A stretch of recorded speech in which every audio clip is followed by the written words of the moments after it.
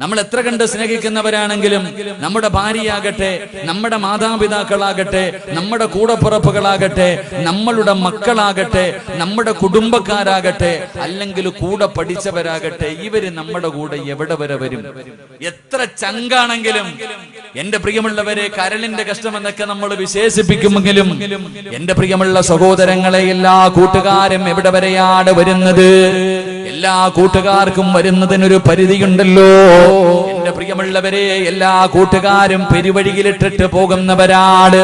അധികം കൂട്ടുകാരും നമ്മൾ ആത്മാർത്ഥമായി സ്നേഹിക്കുന്ന പല കൂട്ടുകാരും പെരുവഴിയിൽ പകുതിയിൽ കൊണ്ട് നമ്മളെ കൈയൊടിഞ്ഞിട്ട് കടന്നു പോകുന്നവരാ.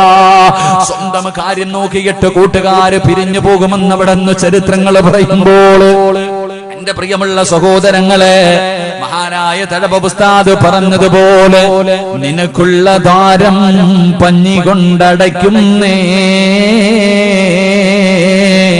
കാണേണ്ടവർ കണ്ടോ ഇതാ പൊതിയുന്നേ. അല്ലാഹുവേ, ഞാനും നിങ്ങളും അങ്ങ് മരിച്ചു പോയി കഴിഞ്ഞാൽ, എന്റെ പ്രിയമുള്ളവരെ, ഇന്നെന്റെ പേര് സിറാജ് എന്നാണ്.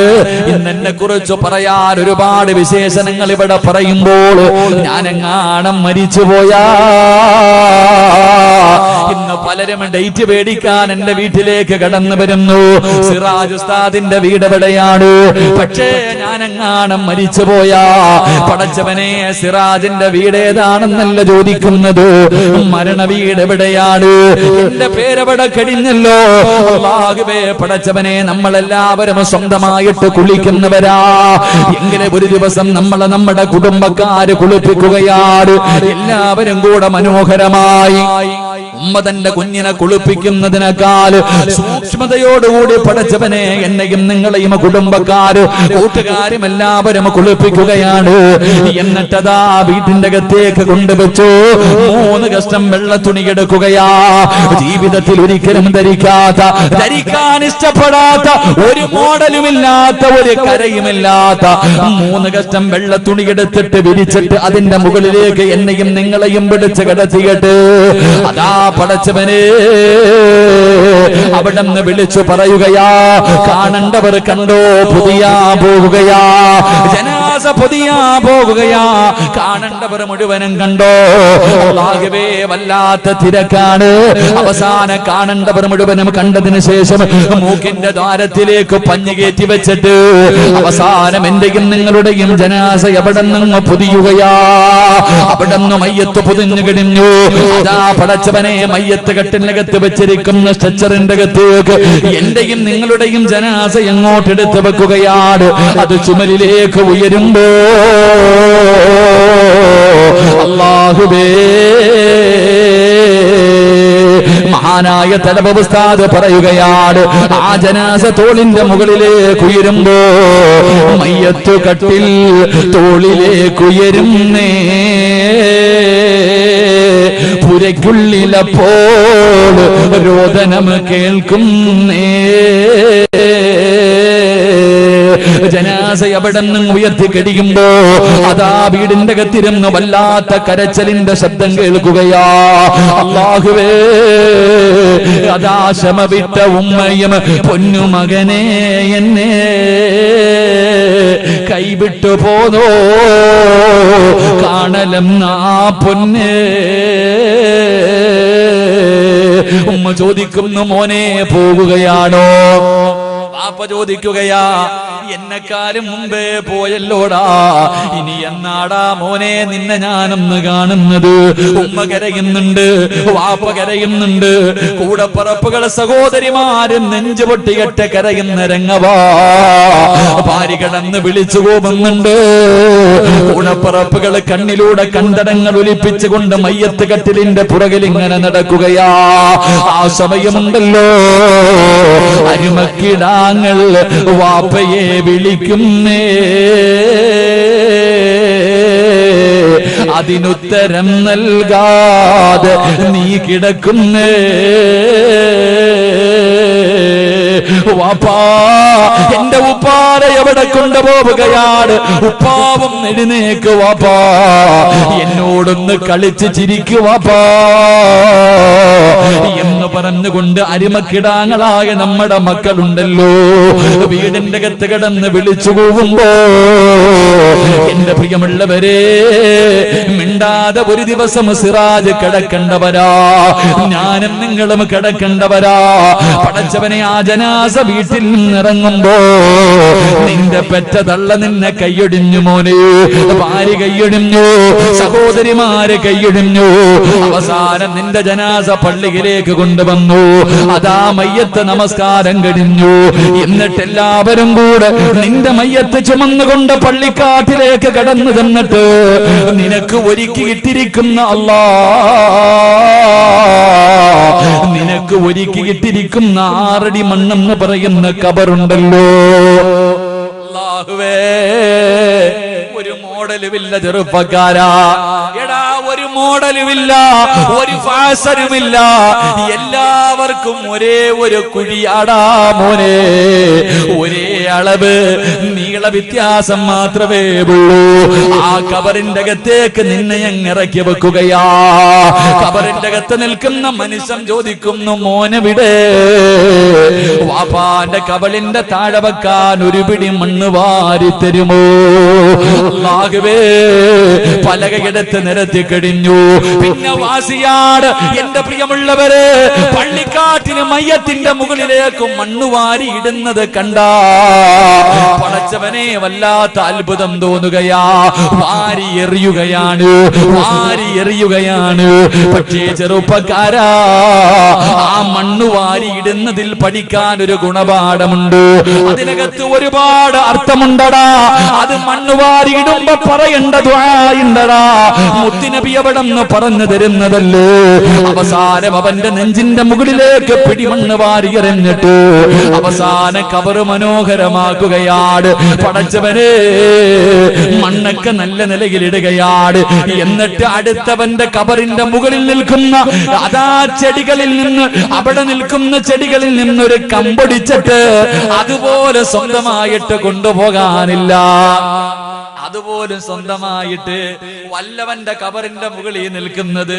ചിന്തിക്കണം ചെറുപ്പക്കാരാ, ചിന്തിക്കണം ചെറുപ്പക്കാരാ. അടുത്തവന്റെ കബറിന്റെ മുകളില്, എന്റെ വാപ്പയുടെ കബറിന്റെ മുകളിൽ ഞാൻ നട്ടുവച്ചിരിക്കുന്ന തൈ ഒടിക്കണമെങ്കിൽ എന്റെ അനുവാദം വേണ്ടേ? എന്റെ അനുവാദം വേണ്ടേ? സ്വന്തം വാപ്പാനെയും ഉമ്മാനെയും കബറിന്റെ അകത്തിറക്കി വെച്ച് അടുത്തവന്റെ കബറിന്റെ മുകളിൽ നിന്ന് അവൻ നട്ടു വളർത്തുന്ന ചെടി ഒടിച്ചിട്ട് ഉപ്പാന്റെ നെഞ്ചത്ത് വെച്ചിട്ട് ഉമ്മയുടെ നെഞ്ചത്ത് വെച്ചിട്ട് അസ്സലാമു അലൈക്കും യാ ദാറ ഖൗമുൽ മുഅ്മിനീൻ, അവിടുന്ന് ഒരു ടാറ്റ കൊടുക്കുകയാ. അവിടുന്ന് സലാം പറഞ്ഞിട്ട് എല്ലാവരും പിരിയുകയാണ്. എല്ലാവരും പിരിയുകയാണ്. പള്ളിക്കാട്ടിൽ 6 അടി മണ്ണിന്റെ അകത്ത് കൊണ്ടുവന്ന് കുടിച്ചിട്ടിട്ട് സ്വന്തം ഉപ്പയുടെ കബറിന്റെ ചാരത്ത് ഒരു 5 മിനിറ്റ് പോലും നിൽക്കാൻ മക്കൾക്ക് സമയമില്ല.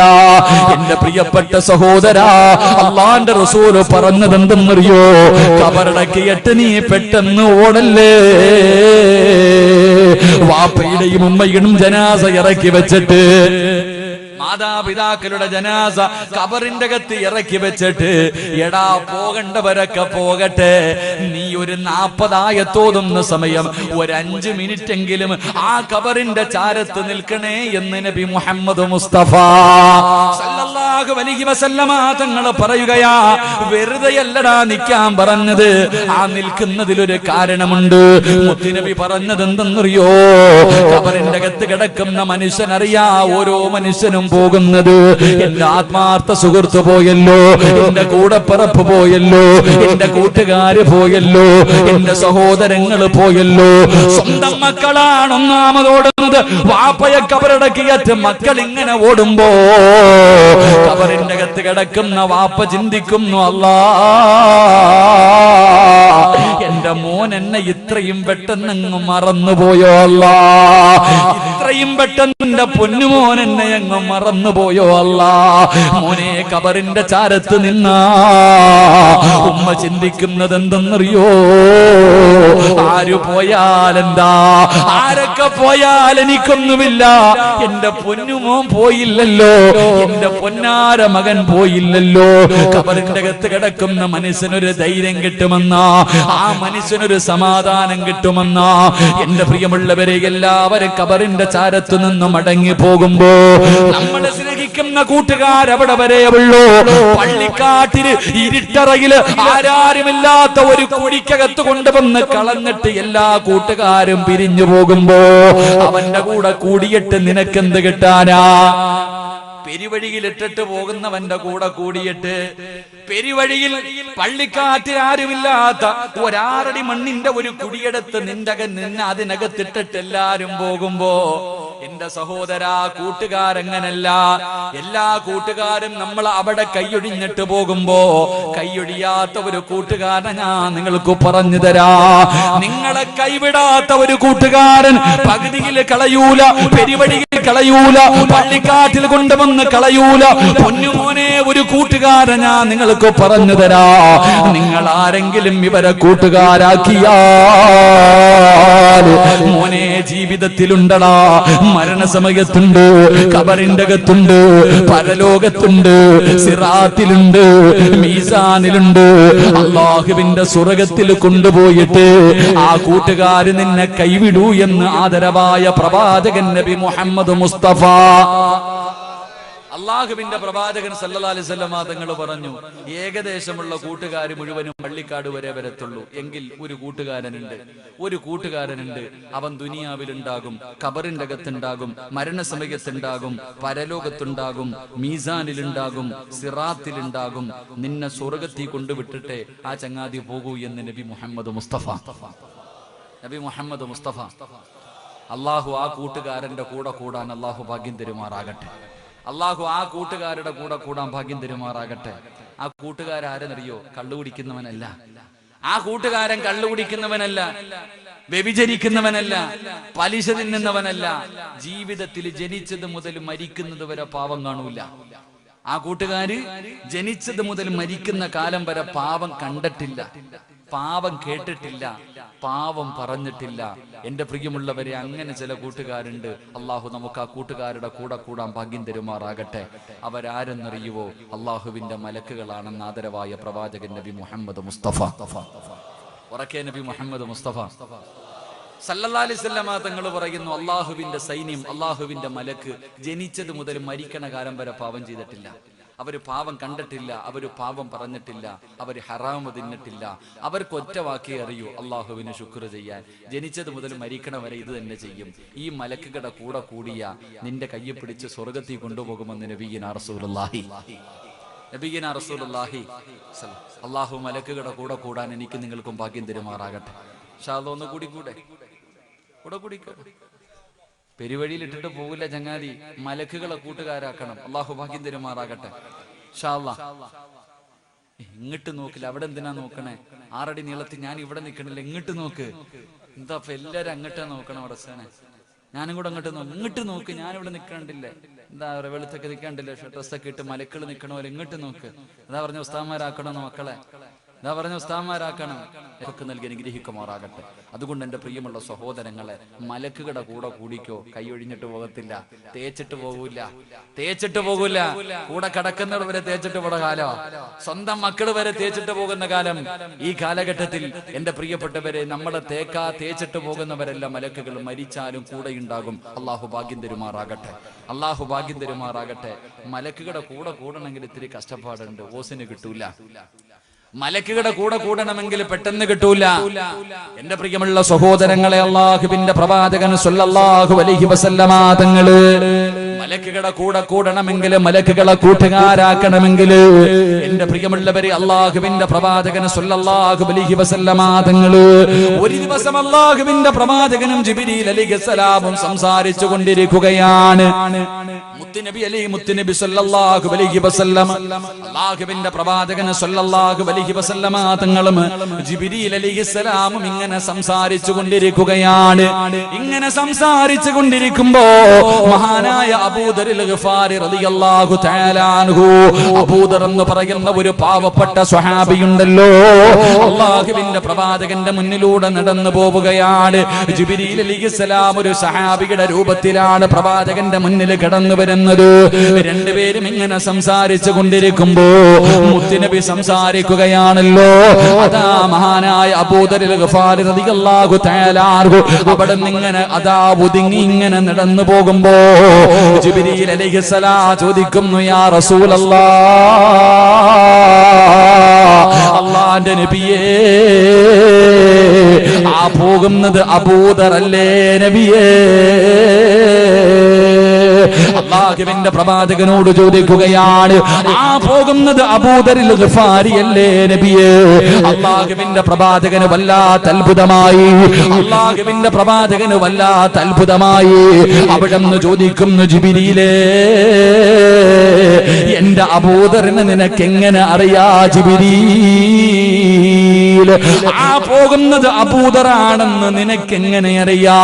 അല്ലാഹുവിന്റെ പ്രവാചകൻ തന്റെ പ്രിയപ്പെട്ട സ്വഹാബിയെ കുറിച്ച് ചോദിക്കുമ്പോ ജിബ്രീൽ അലൈഹിസ്സലാം പറയുകയാണ്, വല്ലദീ ബഅസക ബിൽ ഹഖ് നബിയാ. അല്ലാഹുവിന്റെ പ്രവാചകനോട് അവിടെന്ന് പറയുന്നു, നബിയേ, ഇന്നഹു ലഫീ മലകൂതി സമാവാതി സബ്ഇ അശ്ഹറു ഫിൽ അർളി. അല്ലാഹുവിന്റെ പ്രവാചകനോട് പറയുന്നു, യാ റസൂലല്ലാഹ്, അബൂദറിനെ മലക്കുകൾക്ക് എല്ലാവർക്കും അറിയാ നബിയേ. മലക്കുകൾക്ക് നല്ല പരിചയമുള്ള ആളാണ് അബൂദർ. അബൂദറിൽ ഗഫാരി റളിയല്ലാഹു തആല അൻഹു മലക്കുകൾക്ക് നല്ല പരിചയമുള്ള മനുഷ്യനാണ്. മലക്കുകൾക്ക് നല്ല പരിചയമുള്ള സ്വഹാബിയാണ്. ദുനിയാവിലെ ആൾക്കാർ അറിയുന്നതിനേക്കാൾ അബൂദറിനെ മലക്കുകൾക്ക് അറിയാ നബിയേ. അല്ലാഹുവിന്റെ പ്രവാചകന് വല്ലാത്ത അത്ഭുതമായി. മസ്ജിദുൻ നബവിയുടെ ചാരത്ത് കിടക്കുന്ന പാവപ്പെട്ടവരാ, കഴിക്കാൻ ഒരു ദിവസത്തിൽ ഒരു നേരം പോലും ഭക്ഷണമില്ലാത്ത പാവപ്പെട്ടവനാ, ഒരു ജോഡി വസ്ത്രമല്ലാതെ മറ്റൊരു ജോഡി ധരിക്കാനില്ലാത്ത സ്വഹാബിയാ. ഈ സ്വഹാബിയ മലക്കുകൾക്ക് മുഴുവനും പരിചയമാണ്. പോകുന്നവനും നിസ്കരിക്കുന്നവനും തടമ്പുള്ളവനും പലിശ കച്ചവടം നടത്തുന്ന കാലമല്ലേ. ലോട്ടറി എടുത്തിട്ട് പെട്ടെന്ന് പണക്കാരനാകാ. അല്ലാഹുവിന്റെ പള്ളിയിൽ മുൻസഫിലിരിക്കുന്നവന് നമസ്കരിക്കുമ്പോഴും അവന്റെ പോക്കറ്റിന്റെ അകത്ത് ലോട്ടറിയാണ്. എന്തിനാ സഹോദരാ ഈ ദുനിയാവിന്റെ പുറകിൽ കിടന്ന് പരക്കം പായുന്നത് എന്തിനാ? അല്ലാഹുവിന്റെ പള്ളിയുടെ മിനാരത്തിൽ നിന്ന് 5 നേരം ബാങ്ക് വിളിക്കുന്ന ശബ്ദം കേട്ടു. എന്റെ കടയുടെ മുന്നിലൂടെ, വീടിന്റെ മുന്നിലൂടെ പ്രായമുള്ള രോഗം പിടിച്ച വാപ്പമാര് നടക്കാൻ കഴിയാതെ വേച്ച് നടന്ന് പള്ളിയിൽ പോയി നിസ്കരിക്കുന്നത് കണ്ടാൽ കേറാത്ത എന്റെ പ്രിയപ്പെട്ട മുസ്ലിമേ, അപ്പോഴും നീ എന്തേ പള്ളിയിൽ പോകാത്തതിന്റെ കാരണമെന്ത്? ആരെങ്കിലും കടയിൽ വന്നാലോ കച്ചവടം നടത്തണമല്ലോ. എന്റെ പ്രിയപ്പെട്ട സഹോദരാ, അല്ലാഹുവിനെ മറന്നിട്ട് കച്ചവടം നടത്തുന്നവരെ, അല്ലാഹുവിനെ നന്ദി കാണിക്കാതെ നന്ദികേട് കാണിക്കുന്നവര്, മോനെ അല്ലാഹു പറഞ്ഞത് എന്തെന്നറിയുമോ? ലഇൻ ശകർതും ലഅസീദന്നകും വലഇൻ കഫർതും മിൻ അദാബി ലശദീദ്. അല്ലാഹുവിനെ നന്ദി കാണിക്കാതെ കച്ചവടം നടത്തുന്നവന്, 5 മിനിറ്റ് പള്ളിക്കകത്ത് കയറി നിസ്കരിക്കാത്തവര്, എടാ നിന്റെ കട പൂട്ടുവടാ. അല്ലാഹുവാ നിനക്ക് കട തന്നത്, അല്ലാഹുവാ നിനക്ക് കച്ചവടം തരുന്നത്, അല്ലാഹുവാണ് നിനക്ക് പണം തന്നത്. ഈ പണം അല്ലാഹു നിനക്ക് നൽകിയപ്പോ ആ പടച്ച റബ്ബിനോട് നന്ദികേട് കാണിച്ച അല്ലാഹു എല്ലാം തകർക്കുമടാ. അല്ലാഹു സർവ്വതും തകർത്ത് കളയുമെന്ന് ഖുർആനാ പറഞ്ഞത്. അതുകൊണ്ട് ദുനിയാവിന്റെ പുറകെ പോകുന്നവരോട് നീ എത്ര കടന്ന് കരഞ്ഞു വിളിച്ചിട്ടും കാര്യമില്ല. മഹാനായ കലീമുല്ലാഹി മൂസാ നബി അലൈഹിസ്സലാം, മൂസാ നബി ഇങ്ങനെ നടന്നു പോകുമ്പോ ഒരു ചെറുപ്പക്കാരെ കരഞ്ഞുകൊണ്ട് ദുആ ചെയ്യുകയാ. 2 കൈയും ഇങ്ങനെ ഉയർത്തി പിടിച്ചിട്ടിരുന്ന് കരഞ്ഞുകൊണ്ട് ദുആ ചെയ്യുകയാണ്. മൂസാ നബി അത്ഭുതമായി അവിടെ നിന്ന് നടന്നു പോയി. തിരിച്ചു വരുമ്പോഴും അതേപോലെ ആ ചെറുപ്പക്കാരൻ അവിടെ ഇരുന്ന് കരഞ്ഞു ദുആ ചെയ്യുകയാ. മൂസാ നബി അവിടുന്ന് അല്ലാഹുവേ ഈ ചെറുപ്പക്കാരനെ കണ്ടപ്പോ അല്ലാഹുവിനോട് ദുആ ചെയ്തു, അല്ലാഹ് ഈ ചെറുപ്പക്കാരന്റെ പ്രാർത്ഥന സ്വീകരിക്കണേ അല്ലാഹ്. മുത്തുനബിയാകവേ മൂസാ നബി അവിടുന്ന് പറന്നു കഴിയുമ്പോ അതാ വരുന്ന മുഖറബുൽ അംലാഖ് മലക്ക് ജിബ്രീൽ അലൈഹിസ്സലാം എന്നിട്ട് പറഞ്ഞു, വേണ്ട നബിയേ, ഇവന്റെ ദുആ അല്ലാഹു സ്വീകരിക്കൂല. ഇവൻ ഇവിടെ ഇരുന്ന് ഖിയാമത്ത് നാൾ വരെ കരഞ്ഞാൽ, ഇവിടെ ഇരുന്നിട്ട് ഇവന് ഖിയാമത്ത് നാൾ വരെ കരഞ്ഞ് കരഞ്ഞ് കരഞ്ഞവന്റെ കണ്ണുനീര് തീർന്നിട്ട് തലച്ചോറ് കണ്ണിലൂടെ ഇങ്ങനെ താഴെ വീണു. കൈ രണ്ടും ഇങ്ങനെ പിടിച്ചിട്ട് കൈ രണ്ടും ഒടിഞ്ഞുപോയി. ഇവൻ ഇവിടെ ഇരുന്നിരുന്ന് ഇവന്റെ നട്ടല്ലൊടിഞ്ഞു പോയി. ഇതുപോലെ എത്ര ഇവിടെ ഇരുന്ന് കരഞ്ഞാലും അല്ലാഹ് ഇവന്റെ ദുആ സ്വീകരിക്കില്ല നബിയേ. ജിബ്രീലേ, ഇവനെന്ത് പാപമാ ചെയ്തത്? കള്ളു കുടിച്ചവനല്ല, വ്യഭിചരിച്ചവനല്ല, പലിശ തിന്നവനല്ല, നിസ്കരിക്കാത്തവനല്ല, ശിർക്ക് ചെയ്തവനല്ല. എന്തേ അല്ലാഹു അവന്റെ ദുആ സ്വീകരിക്കാത്തത്? ഇവൻ ദുനിയാവിനെ സ്നേഹിച്ചവനാ നബിയേ. ആഖിറത്തിനെ മറന്നിട്ട്, അല്ലാഹനെ മറന്നിട്ട് ദുനിയാവിനെ സ്നേഹിച്ചവനാ. അതുകൊണ്ട് എന്റെ പ്രിയപ്പെട്ടവരോട് പറയുന്നു, ദുനിയാവിനെ പ്രേമിക്കല്ലേ, ചതിച്ച് കളയുമടാ ചെറുപ്പക്കാരാ.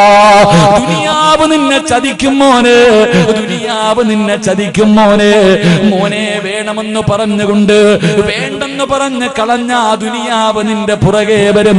വേണമെന്ന് പറഞ്ഞ് കൂടെ പോയാ നിന്റെ ദുനിയാവും ആഖിറവും നഷ്ടപ്പെടും മുസ്ലിമേ.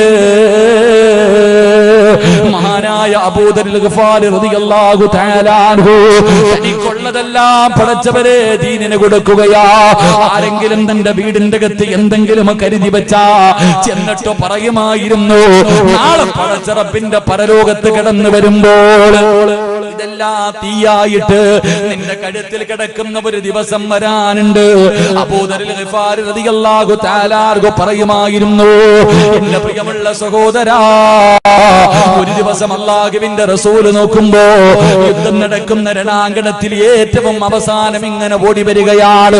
പ്രവാചകൻ പറഞ്ഞു, അബൂദറേ, യമൂതു വഹദാ,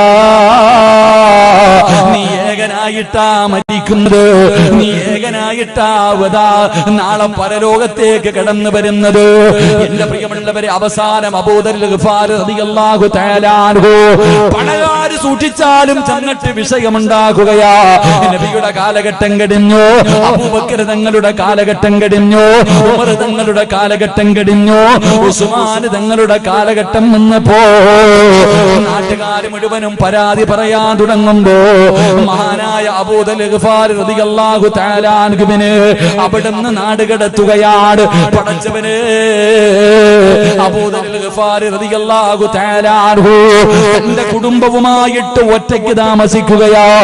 അവസാനം മരണസമയമെടുത്തപ്പോ, സക്കറാത്തിന്റെ അവസ്ഥയെടുത്തപ്പോ തന്റെ മക്കളെ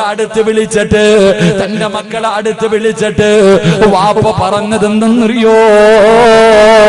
ഈ സദസ്സിലിരിക്കുന്ന എന്റെ പ്രിയപ്പെട്ട വാപ്പമാര് 10 വയസ്സുള്ളവനോട് 12 വയസ്സുള്ളവനോട്, എടാ നല്ലതുപോലെ പഠിക്കണം, എങ്കിലേ നല്ല ജോലി കിട്ടൂ, എങ്കിലേ സമ്പത്ത് കിട്ടൂ, എങ്കിലേ ജീവിക്കാൻ പറ്റൂ. 10 വയസ്സുള്ളവനോടും പണത്തിനെ കുറിച്ച് പറഞ്ഞു കൊടുക്കുന്ന മാതാപിതാക്കള്, കഴിഞ്ഞ എന്റെ ജനാസ കുളിപ്പിച്ചിട്ട് എടുത്തു വഴിയിൽ കൊണ്ടുവെക്കണം. ഒരു വാപ്പ തന്റെ പൊന്നാര മക്കളോട് പറഞ്ഞു കൊടുക്കുകയാ. പണത്തിന് പരക്കം വായുന്നവര് പണത്തിനോടുള്ള ജനാസ കുളിപ്പിച്ചിട്ട് കൊണ്ടുവന്ന് റോഡിൽ വെച്ചിട്ട് കാത്തിരിക്കുകയാ. റോഡിൽ വെച്ചിട്ട് കാത്തിരിക്കുക. പ്രവാചകൻ പറഞ്ഞത് സത്യമായി. കാരണം ഏകനായിട്ടാ മരിക്കുന്നത്.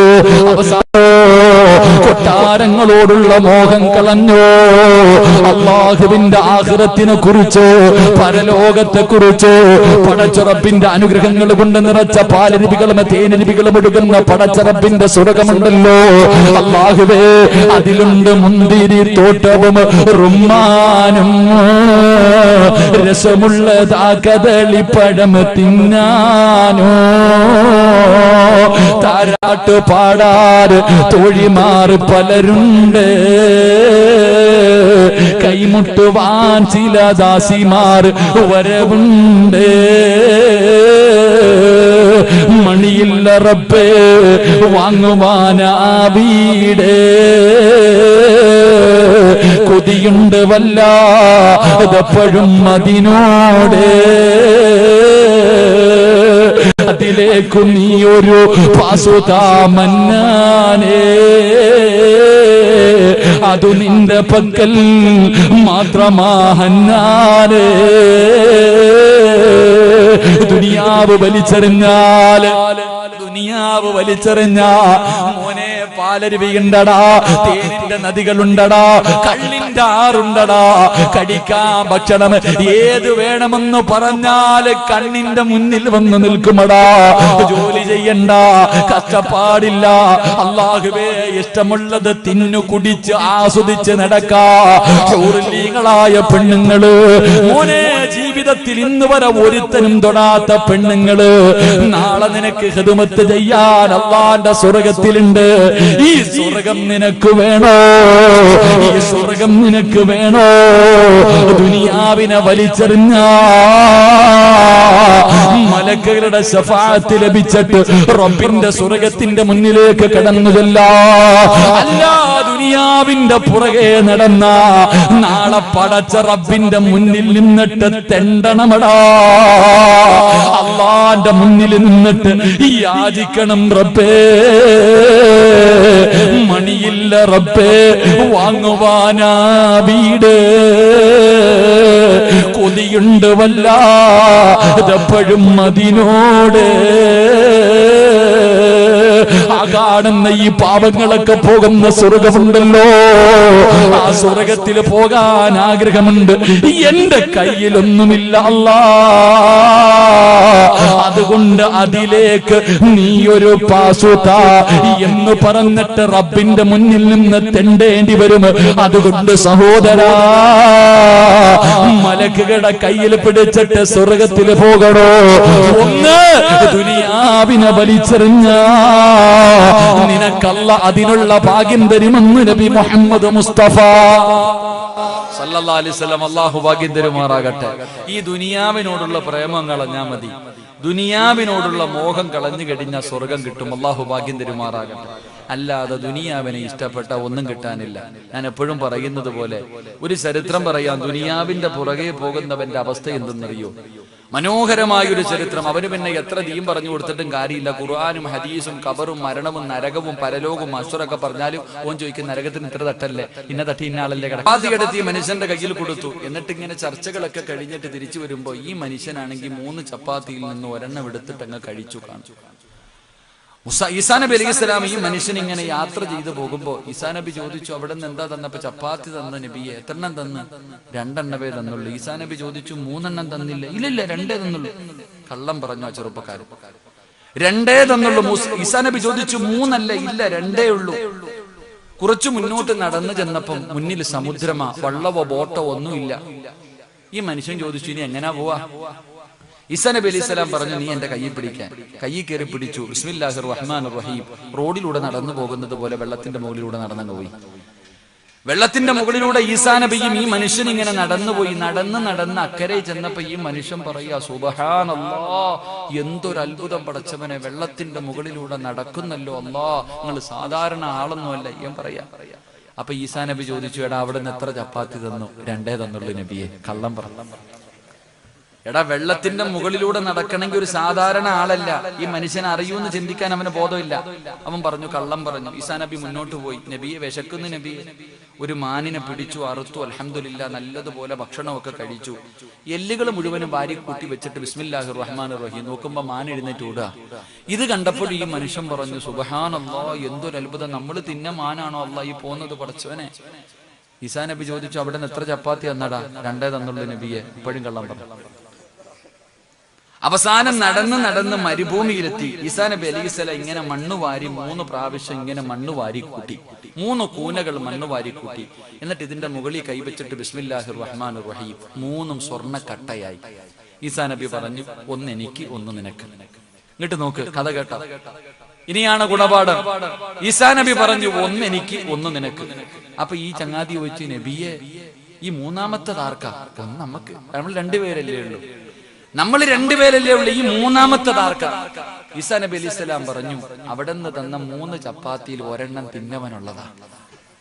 എന്താ പറഞ്ഞേ? അവിടെ നിന്ന് തന്ന 3 ചപ്പാത്തിയിൽ ഒരെണ്ണം തിന്നവനാണ് ഈ മൂന്നാമത്തെ സ്വർണ്ണ. അല്ലാഹുവേ നബിയെ, ഞാനാ തിന്നത്. ഞാൻ തിന്നു നബിയെ. ആണയിട്ടിട്ട് പറയാ, ഞാൻ തിന്നു നബിയെ. ഈസാ നബി പറഞ്ഞു, എന്നാ പിന്നെ 3 നീ തന്നെ എടുത്തോ, എനിക്ക് വേണ്ട. 3 നീ എടുത്തോ എന്ന് പറഞ്ഞിട്ട് ഈസാ നബി അലൈഹിസ്സലാം നടന്നുപോയി. ഇവനാണെങ്കിൽ 3 സ്വർണ്ണക്കട്ട കിട്ടിയ ആർത്തിയിൽ വാരിക്കൂട്ട. ഇവങ്ങനെ കൂട്ടിക്കൊണ്ടിരിക്കുമ്പോ 3 ചെറുപ്പക്കാര് കുതിരയുടെ മുകളിൽ ഇങ്ങനെ വരികയാ. പിന്നെ പറയണോ, ആ കാലഘട്ടമല്ലേ. ഒരുത്ത സ്വർണമായിട്ടിരിക്കണം. ഈ 3 എന്ത് ചെയ്തു? 3 പേരും കൂടെ ഇവനെ തല്ലിക്കൊന്നു. 3 പേരും കൂടെ ഇവനെ തല്ലിക്കൊന്നിട്ട് ഇവന്മാര് 3 പേരും കൂടെ ചാക്കി നിറയ്ക്ക. അപ്പൊ ഒരുത്തം അല്ല, ഈ താമസം കയറുന്ന എന്താ പറയാ, കുടിയിരിക്കുക അല്ലേ? കുടിയിരിക്കുന്നതിന്റെ മുമ്പത്തെ ദിവസം പോയ എത്ര പേരുടെ കഥ അറിയാം? എന്തേ അതിന്റെ കാരണം? 5 കാര്യങ്ങൾ വീട്ടിൽ സൂക്ഷിക്കാത്തത് കൊണ്ടാ. അള്ളാഹു കാത്തിരക്ഷിക്കുമാറാകട്ടെ. എന്തെങ്കിലും ഒരു സദക്ക ചെയ്താ ആ മലക്ക്, അള്ളാഹിന് ദിക്റ് പറയുന്ന മലക്ക് പറയും, പടച്ചവനെ ഉള്ളത് കൊടുത്തവനാ അള്ളാ, നീ ബർക്കത്ത് ചെയ്യണേ എന്ന് ദുആ ചെയ്യുമെന്ന് നബി മുഹമ്മദ് മുസ്തഫ സല്ലല്ലാഹു അലൈഹി വസല്ലമ തങ്ങൾ പറഞ്ഞു, നിന്റെ തലയുടെ മുകളിൽ നിൽക്കുന്ന മലക്ക് ദുആ ചെയ്യും, അല്ലാഹുവേ ഉള്ളതിൽ പങ്ക് കൊടുത്തവനാ, നീ ബർക്കത്ത് ചെയ്യും. കൈകെട്ടിയിരിക്ക, നോട്ട് പോക്കറ്റിനൊക്കെ തിരുപ്പുണ്ട്, ഇങ്ങനെ മുറുക്കിയിരിക്ക. മലക്ക് ദുആ ചെയ്യും, അല്ലാഹ് ഉള്ളത് കൊടുത്തില്ല അല്ലാഹ്, നീയും പിടിച്ചു വെച്ചേക്കണേ എന്ന് പറഞ്ഞാൽ നീ എത്തീങ്കാനയിലായി പോകും. അല്ലാഹു കാത്തിരക്ഷിക്കുമാറാകട്ടെ. നീ ഉണ്ടായിട്ട് കൊടുത്തില്ലെങ്കിൽ അനുവദിക്കുന്നില്ല, രാത്രി എങ്ങും ഉറക്കമില്ല. എന്റെ പൊന്നുമോന് വീടിന്റെ അകത്ത് കിടന്ന് കരയുകയാണ്, സഹിക്കാൻ കഴിയുന്നില്ല ഉസ്താദേ. 4 വയസ്സുള്ള എന്റെ പൊന്നുമോൻ എന്ത് പാപം ചെയ്തിട്ടാ, 4 വയസ്സുള്ള എന്റെ പൊന്നുമോൻ എന്ത് പാപം ചെയ്തിട്ടാ എന്ന് പറഞ്ഞുകൊണ്ട് പൊട്ടിക്കരയുമ്പോ ഞാൻ അവിടെ നിന്ന് പറഞ്ഞു, 4ാമത്തെ വയസ്സിൽ അല്ലാഹുവിനെ ഇഷ്ടപ്പെട്ടത് കൊണ്ടാ, 4ാമത്തെ വയസ്സില് നിങ്ങളുടെ പൊന്നുമോനെ പടച്ച റബ്ബിനെ ഇഷ്ടപ്പെട്ടത് കൊണ്ടാ കൊടുത്തത്.